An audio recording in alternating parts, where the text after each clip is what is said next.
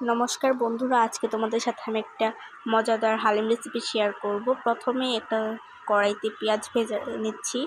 এখানে আগে থেকে আমার চাল আর ডাল ভিজিয়ে রেখেছিলাম, সেটা তোমাদের একটু দেখিয়ে দিলাম।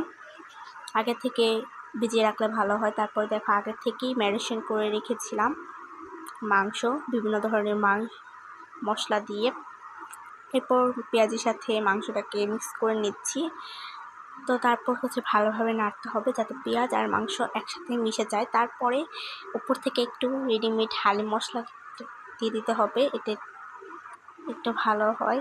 তারপর নাড়াচাড়া করে উপর থেকে ডাল দিয়ে দিতে হবে, ডাল আর চাল যেটা আগে থেকে ভিজিয়ে রাখা হয়েছিল। এরপর একটু ভালোভাবে নাড়তে হবে, একটু ঢেকে দিয়েছিলাম।